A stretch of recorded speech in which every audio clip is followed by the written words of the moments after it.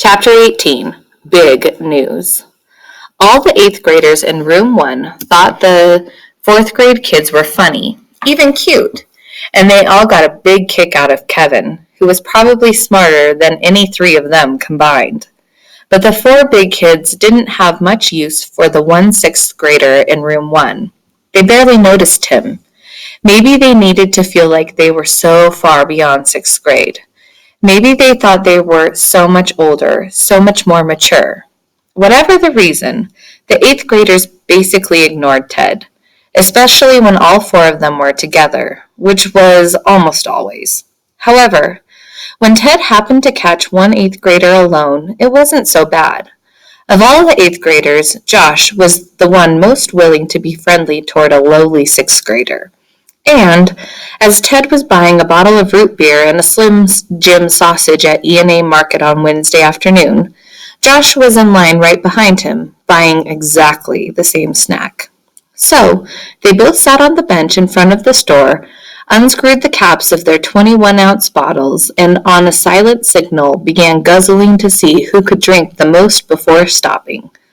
Josh won, and after a terrific burp, they made Mrs. Grossley on the other side of the street stop and frown at him. He said, "So, did you hear about what happened at the Andersons' farm the other night?"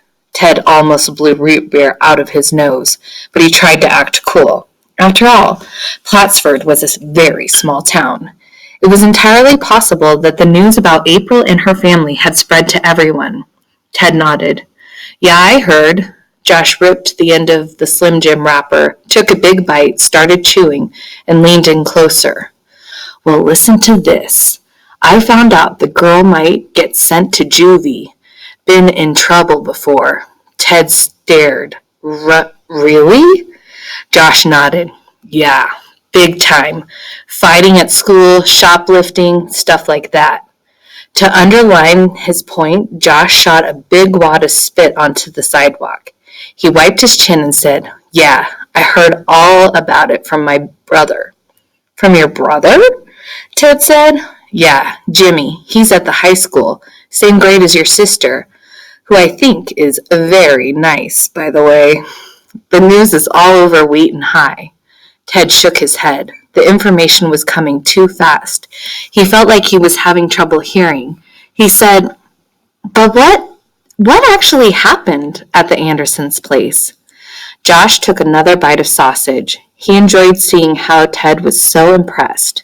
"Yeah, well, it was like these 5 kids from Wheaton, and they were out driving around, like after they went to a movie, and they drove into the driveway at the farm, and somebody saw the car, called the cops, so they all got busted. And one of their dads had left some bottles in the trunk and everything. That's what the kids told the cops." "Yeah, right. Classic." Ted felt like he was in some science fiction movie where everything shifts in slow motion. What Josh just said, he's not talking about April. It's some high school girl who's in trouble. It's not April. Josh spat again, got up, stretched, and said, "Hey, I'll see you around, okay? And say hi to your sister for me, and you can tell her I think that she is very nice." Ted sat on the bench, almost in a daze, sorting and shifting and processing this massive chunk of new data.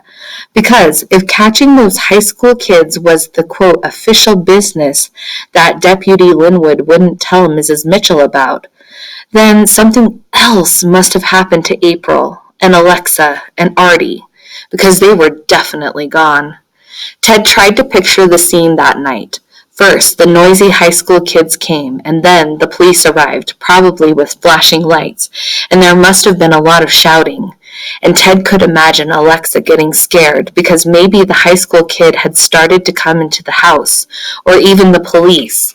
Alexa and April and Artie must have been scared out of their minds, and then the police and the kids left, and then the 3 of them must have packed up and left too, because they wouldn't have felt safe at the Andersons' place anymore. Not safe at all. Then Ted had a terrible thought.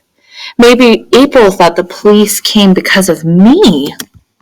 But he knew he was just guessing about all of it. Only one thing was for sure. A mom and her 2 kids had left the Andersons' farmhouse late last Thursday night, in a hurry. Ted tossed his empty root beer bottle into a trash can, stuck the Slim Jim into his back pocket, and jumped onto his bike.